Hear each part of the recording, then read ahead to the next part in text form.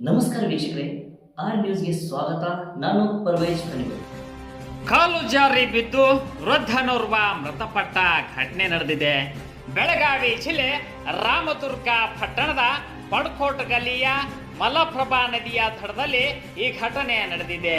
ಮೃತರನ್ನು ಬಾಬುರಾವ್ ಮಾಳದ್ಕರ್ ಎಂದು ಗುರುತಿಸಲಾಗಿದ್ದು, ಅಗ್ನಿಶಾಮಕ ದಳದ ಸಿಬ್ಬಂದಿ ಯಾರೊಬ್ಬರು ಕೂಡ ಈಜುಪಟು ಇಲ್ಲದ ಕಾರಣ ಕಾರ್ಯಾಚರಣೆ ವಿಳಂಬವಾಗ್ತಾ ಇತ್ತು. ಈ ವೇಳೆ ಮೃತರ ಸಂಬಂಧಿಕರು ಜೈ ಭೀಮ್ ಯುವ ಜಾಗೃತಿ ಸೇನೆ ರಾಜ್ಯಾಧ್ಯಕ್ಷರಾದ ಅಬ್ಜಿತ್ ಎಂ ಅವರ ಸಂಪರ್ಕ ಮಾಡಿದಾಗ ಅವರು ಸ್ಥಳಕ್ಕೆ ಆಗಮಿಸಿ ಅಗ್ನಿಶಾಮಕ ದಳದ ಮೇಲಾಧಿಕಾರಿಗಳಿಗೆ ಸಂಪರ್ಕ ಮಾಡಿದರು. ಆಗ ಅಗ್ನಿಶಾಮಕ ದಳದ ಓರ್ವ ಸಿಬ್ಬಂದಿ ನೀರಿಗಿಳಿದರು. ನಂತರ ಅಬ್ಜಿತ್ ಎಂ ಅವರು ಸ್ಥಳೀಯ ಮೀನುಗಾರರಾದ ಸೋಮನಾಥ್ ಬೋಕರೆ ಅವರಿಗೆ ಕರೆ ಮಾಡಿ ಮನವಿ ಮಾಡಿದರು. ಇನ್ನು ಸ್ಥಳೀಯ ಮೀನುಗಾರರ ಸಹಾಯದಿಂದ ಮೃತ ವ್ಯಕ್ತಿ ಶವವನ್ನು ಹೊರತೆಗೆಯಲಾಯಿತು. ಇನ್ನು ಮೃತ ಶರೀರ ಹೊರತೆಗೆಯುತ್ತಿದ್ದಂತೆ ಮೃತರ ಕುಟುಂಬಸ್ಥರ ಆಕ್ರಂದನ ಮುಗಿಲು ಮುಟ್ಟಿತು.